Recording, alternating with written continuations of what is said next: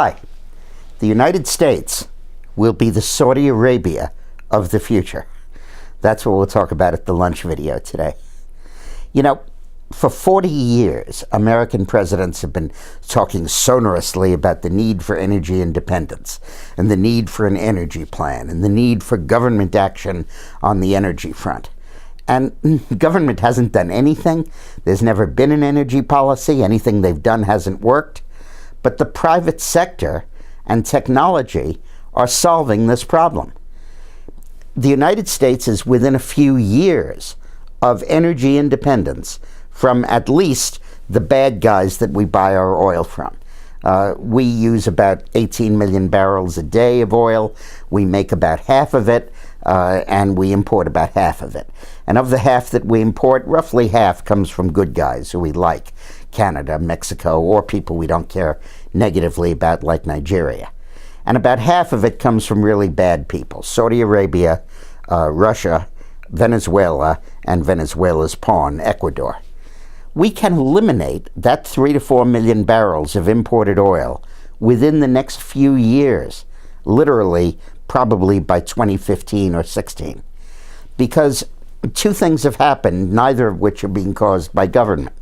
One is an explosion in the oil resources that are being developed. We're able to drill now deep offshore, many miles down, and that's been very effective in increasing production.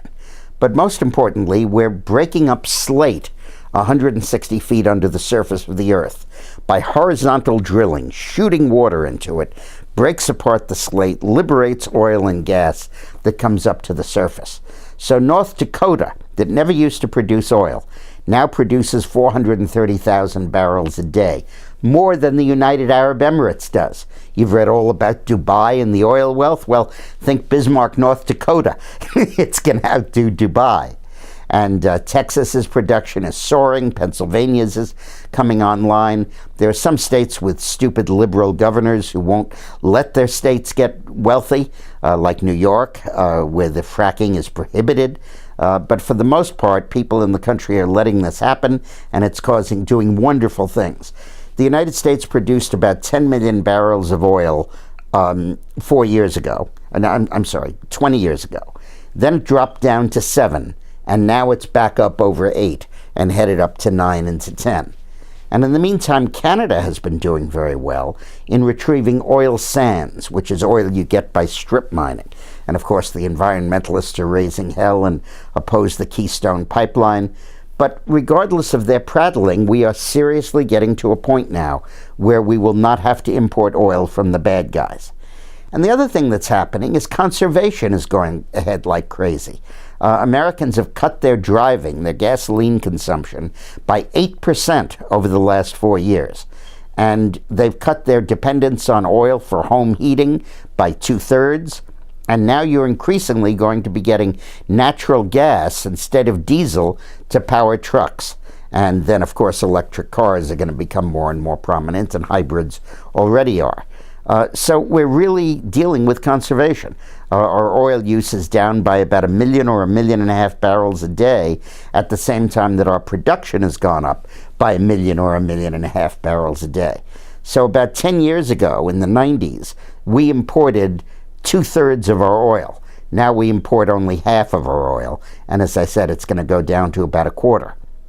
The good news then is that the United States will become and Canada will become the Saudi Arabia of the world.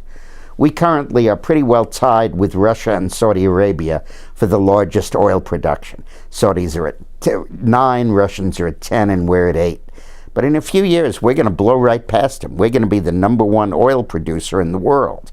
And if you consider the U.S. and Canada as kind of a unit, we already are the #1 oil producer in the world.